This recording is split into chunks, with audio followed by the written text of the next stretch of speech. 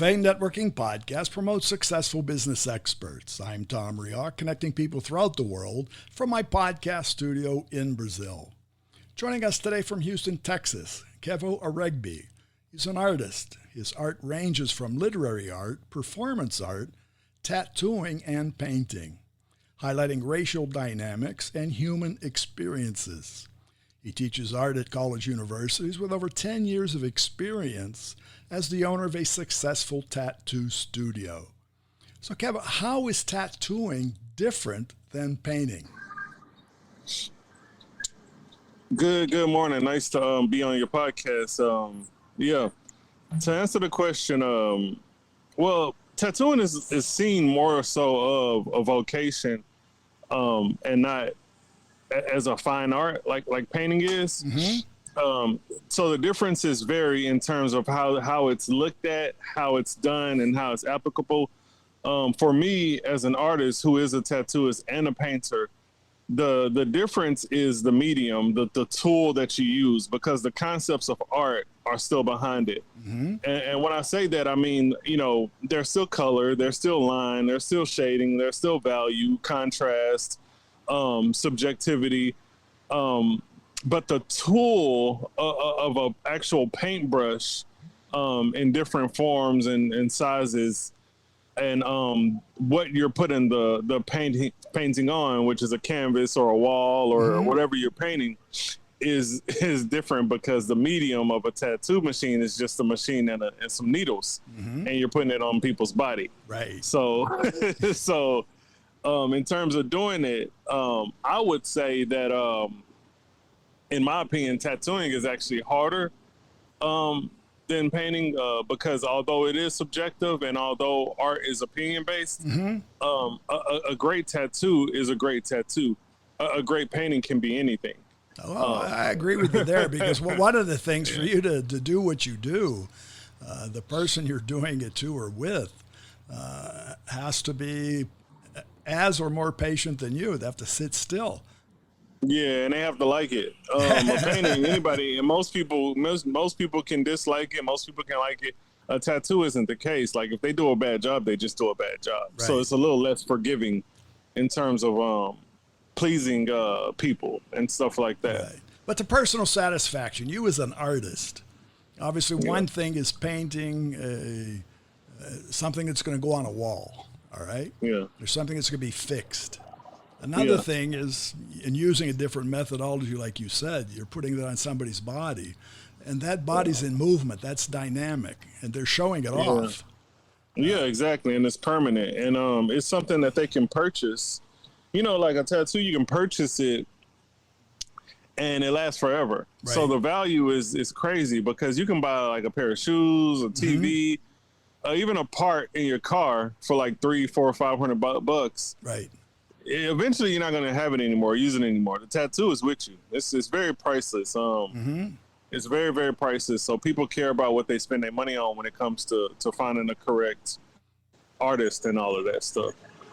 And to tattooing, do most people bring you an image or an idea, or do they sit down with you and you develop it together?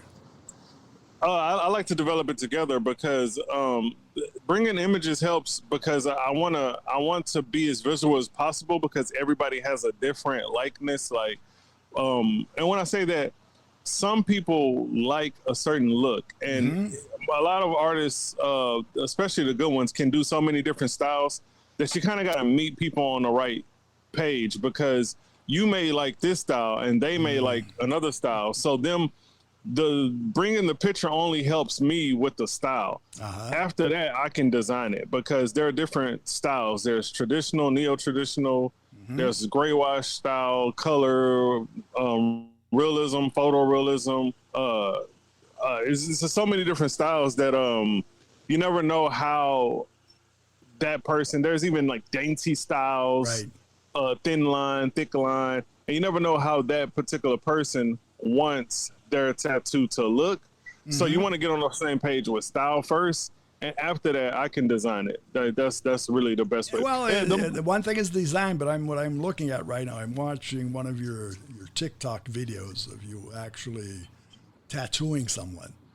Yeah. And obviously you have the design, you've had the concept, but actually seeing you do that and applying that, back to what you said, it's movement on your part and even on the person's part. Yeah. And you're covering yeah. different parts of the body.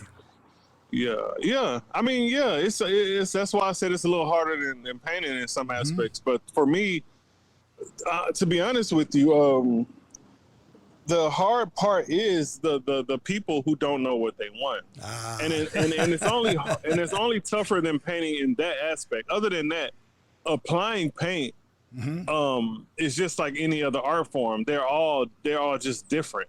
But in terms of dealing with the medium, tattooing would be harder because you're dealing with a person and a tool. But yeah, the hard part is when people don't have any clue. Like they're just like do anything, and it's like we're two completely different people. I can't just do anything on you. We don't like more than likely don't like the same stuff. Well, not yet. You know, with your 10 years experience as an owner, I'm obviously guessing that you get a lot of repeat business and you get a lot of people that are recommended to you. So persons come in having seen a tattoo that you've applied or knowing a person where it has been applied. So there is, you start off with a little bit of let's say a friendship level.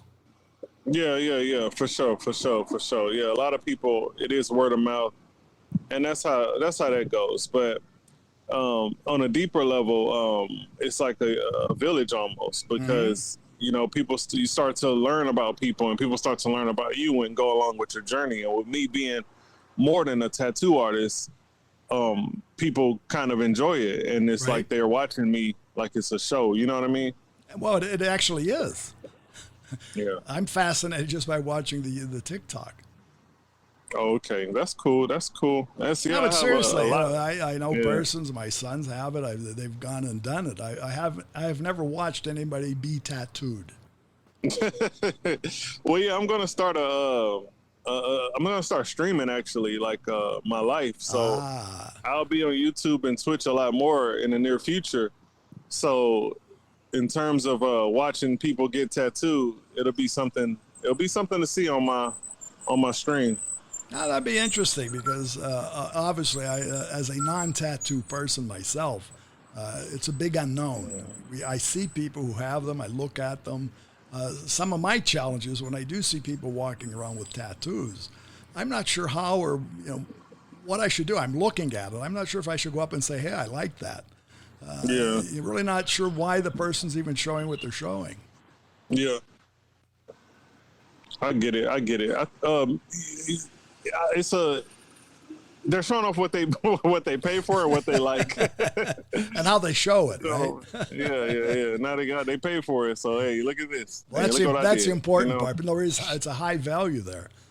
Yeah. Exactly. It's a investment that is short-term thinking, but it's a long-term investment. It really is. Yeah. Well, very good, Kevo. I want to thank you for being here and sharing your experience. How can our listeners find you? Well, I have Instagram, which is Kevo Arts. My TikTok is the same name, Kevo Arts. It's like Kevin, but with the O, so KEVO ARTS. And my own website, artbykevo.com. And my Twitter is also Kevo the Artist. I'm a filmmaker, author, stage play director, painter, tattooist, and director of a nonprofit.